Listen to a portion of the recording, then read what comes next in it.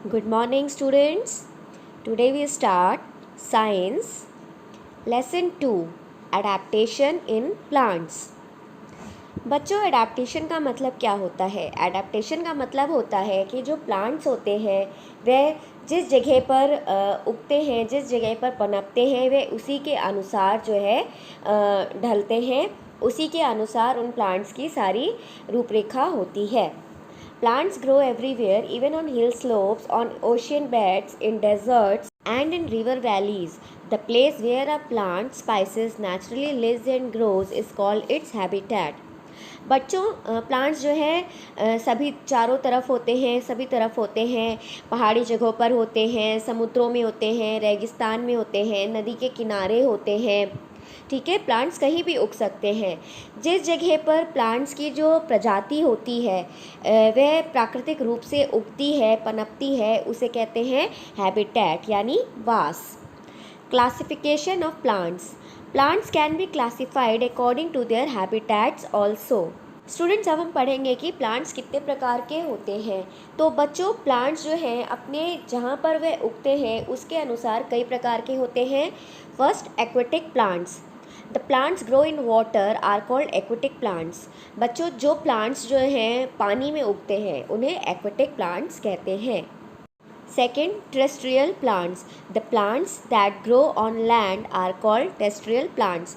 बच्चों, जो प्लांट्स ज़मीन पर उगते हैं उन्हें टेरेस्ट्रियल प्लांट्स कहते हैं. The habitat of a plant depends on various factors. बच्चों, प्लांट्स का पैदा होना, उनका उगना और उनका वास कैसी जगह पे होगा, ये सारा कुछ निर्भर करता है वहाँ के कुछ चीज़ों पर, जो कि हैं ability of water, climate and soil, presence of enemies. बच्चों, ये चीज़ें होती हैं कि वहाँ पर पानी कितना उपलब्ध है, वहाँ का मौसम, वातावरण, जलवायु और मिट्टी कैसी है, और वहाँ पर प्लांट्स के लिए जो दुश्मन है और जो दोस्त है वह किस प्रकार के हैं. मतलब वहाँ पर प्लांट्स को उगने में कितना फ़ायदा होता है और कितनी हानि होती है. Adaptation in plants. Special features of plants which enable them to live in a particular type of environment are called adaptation. बच्चों, कुछ विशेष फीचर्स होते हैं यानी रूपरेखा होती है जिस पर डिपेंड करता है, जिस पर निर्भर करता है कि प्लांट्स की जो जलवायु है वे कैसी है, वे किसके अनुसार जो है पनपेंगे. Let us study how plants differ from each other depending on their surroundings. बच्चों, अब हम इस चैप्टर में पढ़ेंगे कि प्लांट्स जो है वातावरण पर, जलवायु पर किस तरीके से निर्भर करते हैं. Aquatic plants. The plants which grow in water are called aquatic plants. These are three types of aquatic plants: floating plants, rooted aquatic plants, submerged plants. सबसे पहले है बच्चों जलीय पौधे, जो कि पानी में उगते हैं, उन्हें जलीय पौधे कहते हैं. ये तीन तरीके के होते हैं. बच्चों, पहला है फ्लोटिंग प्लांट्स, जो कि पानी के ऊपर तैरते हैं. सेकंड, रूटेड एक्वेटिक प्लांट्स, जिनकी रूट्स यानी जड़ पानी के अंदर होती हैं. थर्ड, सबमर्ज्ड प्लांट्स, जो कि पानी में डूबे हुए होते हैं. Let's know about them. First, floating plants. These plants are able to float freely on the surface of water in ponds and lakes. They have spongy bodies that are filled with air. They are small in size and thus are able to float easily. बच्चों, floating plants वह plants होते हैं जो कि पानी के सतह पर, चाहे वह तालाब हो या नदी का किनारा हो, उस पर तैरते रहते हैं. इन प्लांट्स का जो शरीर होता है वह स्पॉन्जी यानी स्पंज के जैसे फूला हुआ होता है, जिसके कारण उसमें हवा भरी होती है. ये साइज़ में छोटे होते हैं, जिसके कारण ये आसानी से पानी की सतह पर तैर सकते हैं. इनके एग्जाम्पल्स हैं duckweed, water hyacinth and water lotus are common floating plants. Students, these are the examples of floating plants. Rooted aquatic plants. These plants are fixed to the bed of the pond. Example of these plants are water lily and lotus. They have a long hollow stem and broad floating leaves with a waxy coating on them. The stomata are also located on the upper side of leaves so that water does not block the pores. बच्चों, second है rooted aquatic plants. मतलब कि यह जो plants हैं वे किसी भी तालाब के ऊपर जो होते हैं फिक्स होते हैं. ये एक ही जगह पे रहते हैं, ये तैरते नहीं हैं. इनकी जो जड़ें होती हैं वे लंबी होती हैं और अंदर से खोखली होती हैं. जिनके ऊपर जो है वैक्स का कोट जमा हुआ होता है, और इनकी जो लीव्स होती हैं वो भी बहुत बड़ी बड़ी होती हैं और वो भी ऊपर तैरती हुई होती हैं। और इनमें जो सांस लेने के लिए स्टोमेटा होता है लीव्स के ऊपर, वो भी लीव्स के पत्तों के ऊपर होता है, जिसके कारण जो है पानी में के कारण जो स्टोमेटा है, जो पोर्स हैं, छिद्र हैं, उनमें पानी नहीं भरता है। Students, these pictures are the examples of rooted aquatic plants, water lily and lotus. Submerged plants. These plants grow and remain underwater, therefore called submerged plants. Tape grass, hydrilla are few examples of these plants. They have narrow leaves with no stomata at all. They exchange gases through their body surfaces. These plants clean the water by removing the carbon dioxide breathed out by aquatic animals. Therefore, we put such plants in an aquariums. बच्चों, जो submerge plant होते हैं वह जो है पानी के अंदर होते हैं, इसलिए उन्हें सबमर्ज प्लांट कहते हैं। बच्चों, टेप ग्रास और हाइड्रिला जो हैं ये सबमर्ज प्लांट्स के उदाहरण हैं। इनकी जो पत्तियां होती हैं वे चौड़ी नहीं होती हैं और उसमें स्टोमेटा भी नहीं होता है। ये गैसेस का जो आदान प्रदान है वो एक दूसरे के शरीर की सतह से करते हैं। और इन प्लांट्स का जो काम होता है, क्योंकि ये पानी के अंदर होते हैं, तो इनका काम होता है कि जो जलीय प्राणी होते हैं, यानी जो पानी में रहने वाले जानवर होते हैं, उनके द्वारा छोड़े गए कार्बन डाइऑक्साइड को पानी से हटाना इनका काम होता है। इसीलिए इस तरीके के प्लांट्स को हम एक्वेरियम्स में भी रखते हैं। Students, these pictures are the example of submerged aquatic plants. Tape grass, hydrilla, pondweed. Terrestrial plants. Plants which grow on land are called land or terrestrial plants. Terrestrial means living on earth. These are various types of terrestrial plants. बच्चों, जो plants ज़मीन पर उगते हैं उन्हें terrestrial plants कहते हैं, क्योंकि टेरेस्ट्रियल का मतलब होता है पृथ्वी पर जीवित रहने वाला। टेरेस्ट्रियल प्लांट्स कई तरह के होते हैं। पहला, desert plants. Plants that grow in hot or very cold and dry places are called desert plants. In desert temperature is very high or very low and water is very little. The leaves are modified into spines which reduces loss of water. Their stems become thick and fleshy to store food and water. Cactus and euphorbia trees are example of these plants. Students, सबसे पहले हम desert plant के बारे में पढ़ेंगे। Desert plant का मतलब रेगिस्तान में उगने वाले पेड़ या पौधे। बच्चों, जो प्लांट्स बहुत ज़्यादा गर्म या बहुत ज़्यादा ठंडे और सूखी जगह पर उगते हैं उन्हें डेजर्ट प्लांट कहते हैं। रेगिस्तान में टेम्परेचर या तो बहुत ज़्यादा हाई होता है या बहुत ज़्यादा लो होता है, और वह पानी भी बहुत कम मात्रा में होता है। और वहाँ की पौधों के प्लांट्स की जो पत्तियाँ होती हैं वे कांटेदार होती हैं, जिन्हें कम पानी की ज़रूरत होती है। और उनकी जो स्टेम होती है वो भी बहुत ज़्यादा मोटी होती है, जो कि अपने अंदर लंबे समय तक खाने को और पानी को सोख कर रख सकती है। बच्चों, कैक्टस और यूफोर्बिया जो है वो डेजर्ट प्लांट्स के एग्जाम्पल्स हैं। Look at this picture. These are plants of desert. Plants of plains. In plains, trees have lot of branches and leaves. These trees shade their leaves in winter to protect themselves from cold. They have big and broad leaves with many stomata on lower side. Some common examples are neem, mango, banyan and shisham.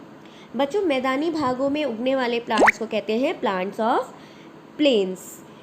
Planes में जो trees उगते हैं उनकी शाखाएं बहुत बड़ी बड़ी होती हैं, उनमें बहुत सारी पत्तियां होती हैं और ये बहुत ही छायादार पेड़ होते हैं जो कि जाड़ों में खुद को जो है ठंड से बचाते हैं। और इनकी जो पत्तियां होती हैं वे चौड़ी होती हैं और उनमें नीचे की तरफ बहुत सारे स्टोमेटा यानी रोम छिद्र होते हैं। जो कॉमन एग्जाम्पल्स हैं प्लांट्स ऑफ प्लेन के वे हैं नीम, मैंगो, बनियान और शीशम। These are the examples of plants of plains. Plants of hilly areas. Trees that grow in hilly areas are usually tall, straight and have a conical shape so that snow can easily slide off their branches. Their leaves are needle-like in shape. Pine, fir, cedar, deodar, spots are few trees that are commonly found in hilly areas. बच्चों, plant of hilly areas मतलब वह plants जो कि पहाड़ों पर या पहाड़ी क्षेत्रों में उगते हैं। तो वह प्लांट्स कैसे होते हैं? वे एकदम सीधे खड़े हुए होते हैं, लंबे होते हैं और ऊपर से चोटीदार होते हैं। इस ऐसे ताकि पहाड़ों पर बारिश बहुत होती है, बर्फ़ ज़्यादा गिरती है तो बर्फ़ उस पर रुकती नहीं है, वे फिसलती हुई नीचे आ जाती है उनकी शाखाओं से। उन पेड़ों के जो पत्ते होते हैं वे सुई के जैसे नुकीले होते हैं। बच्चों, पाइन, फिर देवदार जो है ये कुछ एग्जाम्पल्स हैं जो कि पहाड़ी क्षेत्रों में पाए जाते हैं। Students, these are the image of plants of cold and hilly areas. Plants of marshes.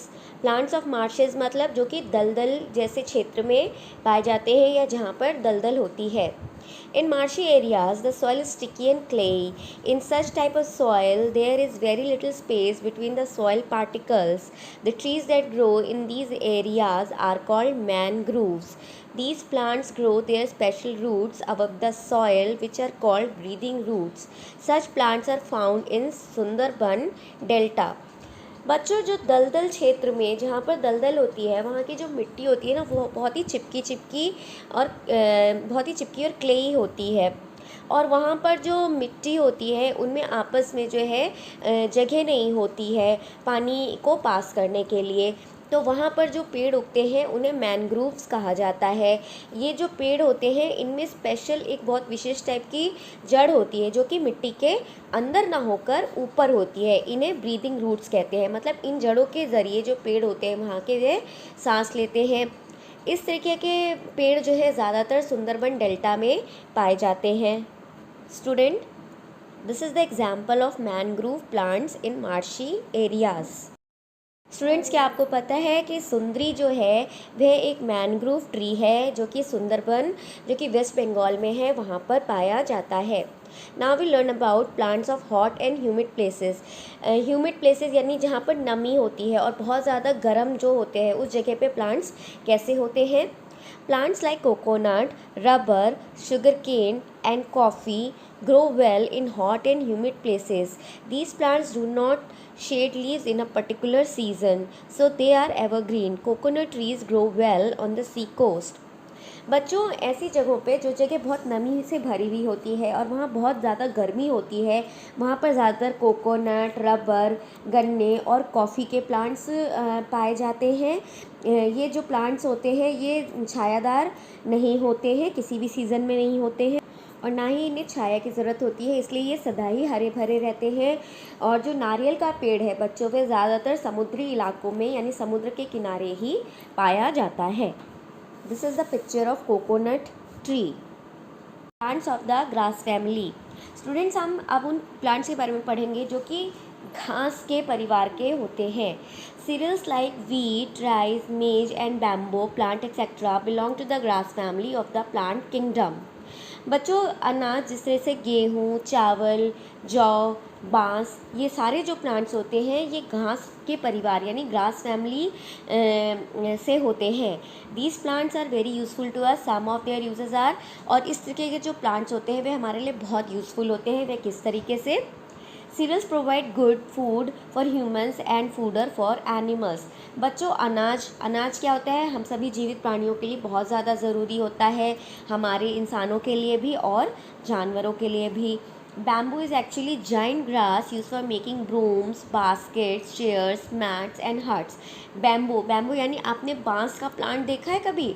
कितने लंबे होते हैं वे। उन्हें जो है बहुत बड़े घास में भी उन्हें रखा जाता है। उससे हमें क्या क्या मिलता है?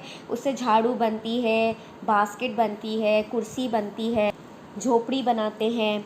सम plants of the grass family are also use in preparing medicines. कुछ जड़ी बूटियाँ भी होती हैं जिन्हें हम ग्रास फैमिली में रखते हैं। तो जड़ी बूटियों का यूज़ हम किस लिए करते हैं? दवाइयाँ बनाने में। Herbivorous animals and cattle get their food from grass. और जो शाकाहारी जानवर होते हैं और जैसे गाय, भैंस, बकरी ये होते हैं तो ये घास को अपना चारा या खाना भी बनाते हैं और खाते हैं। बच्चों, क्या आप जानते हैं paper was first made by the people of Egypt from a grass called papyrus. That is why it is called paper. Various types of bamboos are now used to make different types of paper. बच्चों, आपको पता है सबसे पहली बार Egypt के लोगों ने जो है घास का नाम है पेपरस उसके द्वारा पेपर बनाया था, इसीलिए पेपर को पेपर कहा जाता है। कई तरीके के बांस होते हैं, उनका इस्तेमाल भी अलग अलग तरीके के पेपर को बनाने में किया जाता है। Students, these are the image of plants of grass family: sugarcane, bamboo, maize, wheat. Some unusual plants, कुछ असामान्य पौधे भी होते हैं। There are some plants which eat insects. They are called insectivorous plants. Students, कुछ plants होते हैं जो कि insects को यानी कीट पतंगों को खाते हैं, उन्हें कहते हैं insectivorous plants. Venus flytrap, pitcher plant and sundew plants are few examples of insectivorous plants. बच्चों, Venus flytrap, pitcher plant और sundew plants examples हैं insectivorous plants के. Look at this picture. Thank you, students.